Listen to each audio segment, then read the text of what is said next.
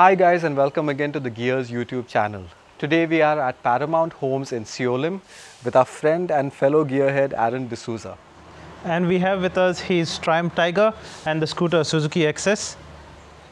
Welcome guys to Paramount. I'm Aaron D'Souza and I'm glad to be part of Gears and this video as well. In this video we're going to talk about how to get your bikes ready for the rains. As we have the monsoons almost upon us, here is a short checklist for you to follow. So one element that's really important and that's common to both motorcycles and scooters are tires. So first you want to think about how old the tire is. A typical tire life is about 5 years, I think. 5 years. So that's something that you can see on the tire, and Carlton will tell you a little bit more about that. So Aaron, how old is this tire on your bike? Well, the tire on the bike is about a year and a half. I've done about 14,500 kilometers on this very same tire, and it's time for a change. Okay, and one way you can know that is by looking at the wear limiter here for the tread. There's a certain limiter. When you know that it comes flush with the surface of the tire, you know it's time to change this tire. And you can also see that by road usage, the center patch gets worn down more, so the tire gets kind of squared off over here, and that's not very safe while riding. This is the tire that is going to go on this bike now. Like Aaron said, you would have to keep in mind to see the manufacturing date when you're buying the tire. In this case, it is 4616, which is the 46th week of 2016. So keep in mind that the tire is not nearing its end of life, which is around 5 years.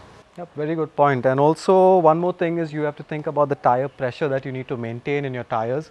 Refer to your owner's manual and go with their recommendation. But you can also drop your pressure by about 1 or 2 psi for the rains so that you get a larger contact patch and better grip on a wet road. Next up, we're going to talk about brakes. So what we have here on this bike is a disc brake setup. So you want to talk about the rotor first and see how we can maintain that best for the rains. This has to be clean. So how do you maintain this, Aaron? How do you keep this clean? I basically go ahead and use a brake clean, spray it on the entire disc and wipe it down thoroughly. That's actually the right way to do it. But in case you don't have access to brake clean spray, you can use a Scotch-Brite pad like this, use some clean water, scrub down the surface of the rotor on both the sides, and then just wipe it off with a clean cloth. And next up, we're going to talk about brake pads. So the brake pads work together with your rotor to stop the bike, and you need to be sure that your brake pads have enough friction material on them. So this is a 2 rupee coin in my hand. It will give you an idea of how thick, what's the minimum thickness that your brake pads should have for it to stop your bike effectively. Once you see it reaching this thickness, you want to change the brake pads. If you feel a loss of braking pressure at the lever, you may want to think about replacing your brake fluid, which is usually due every 2 years, or you want to bleed your brake lines. You might also want to think on smaller bikes about changing the piston kit in your master cylinder. On the scooter here, we have a drum brake setup. The drum needs to be open, and the brake liners or the brake shoes as they are known as need to be cleaned. There is powder which is formed on brake usage. This powder reduces brake efficiency as well as creates an irritating noise. So if you cannot open the assembly at home, you take it to a mechanic and ask him to clean it with compressed air for a thorough clean. On the outside, you need to ensure that all the linkages are clean and well lubed. In India, since no scooters come with ABS, it is easy to lock the brakes on hard or panic braking, especially in the rains. So for this, you need to ensure that there is sufficient play in the brake lever to modulate your braking. Visibility is very important on the road in the monsoons. So you want to think about being seen and seeing also.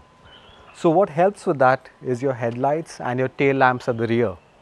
You want to think about keeping them on. In case you have an older machine, it's better to switch them on and use them throughout the day. That's not an issue. But make sure you use the low beam so that you're not blinding any oncoming road users. And also in the rains, a high beam tends to reflect the light. So that's not really going to help you at all. On visibility, another aspect are the turn signals. Use them to communicate your intended direction to other road users. If your vehicle is equipped with the hazard function, do not use it for any other function other than its intended purpose, which is a breakdown or an emergency while on the move. Many bikes come equipped with auxiliary lights like this, but these are mainly meant for off-road use and not for use on the road. Though we don't recommend using a horn too frequently, make sure that it is in working condition and loud enough to get you noticed in case the situation arises. A very important component of your motorcycle system is its battery. If you find that some sort of corrosion has developed at any of your battery terminals, you might want to clean that off. What you could use is baking soda, distilled water and an old toothbrush. It works really well and it's really quick. Once you're done with that, you can just get a small jar of Vaseline from your local pharmacy and you just clean your terminals and just apply a layer over both the terminals and you're done. A lot of small capacity Indian motorcycles like the 150s, 160s, 200s have the spark plug cap exposed, and in the rains you have water splashing from their own front wheel as well as from other vehicles. If you notice a drop in power or sputtering while on the move, it could mean that water has entered your spark plug cap. A solution to this would be you could take an insulation tape and tape it around the ignition cable leading to the spark plug cap. Alternately, you could replace the cap. A best option would be to upgrade the cap to a better rated one. Suspension is very important for a motorcycle or even a scooter. So you want to make sure that your suspension tubes here are clean and without any dirt or any grime on them, because what can happen is they can travel through and they can cut your fork seal and that can cause a leak, which leads to more complications. On this bike here we have an upside down setup, so you have the tube down here and you have the seals in here. If you see any fluid dripping down, then you probably have a leak and you need to get that fixed quickly. On a typical bike that's a smaller capacity, you will have this the other way around, so you have the tubes up on top and you have the fork, the lower tubes down here. On most machines you will find a conventional setup like this. So what you want to think about is keeping this tube clean, and you don't want any dirt to collect here at the bottom. So if you see any oil collecting on here, you want to wipe that off quickly and then you go to your mechanic and see what he has to say about whether you need to replace either the fork seals or your tubes. If you find any pits or any corrosion that cannot be removed from this tube, you probably have to change your inner tubes. The chain and sprockets are very important components of a motorcycle's drive system. So you want to be sure that it is clean and it is well lubed and adjusted as well.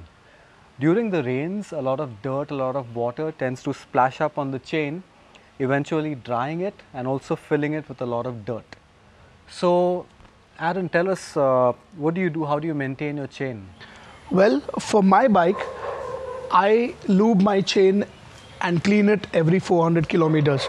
In the monsoons, I do it a little more often because of the dirt and the dryness of the chain. So what I do is I use a product from Motul. It's a chain clean. So this is a chain clean and this is a chain lube. So I spray this on the bike. I use a brush to basically get all the dirt and the grime off it, and after that leave it on for about 5 to 8 minutes and then wipe it with a dry cloth. Once I do that, then I use the chain lube to lube the chain and I'm sorted. When cleaning and lubing the chain, you want to pay particular attention to the gap between the plates here, because that's where the lube and the clean has to reach, so that you get all the dirt out and you get all the lube in so that your chain lasts long. Whenever you clean and you lube your chain, make sure that the slack in the chain is within the recommended range. All two-wheelers coming out of the showroom come fitted with 2 rear view mirrors. For unknown reasons, some people prefer to ride without them. These are very important. They give you a view of the rear traffic and also give you an idea of when to change their lane or make a turn.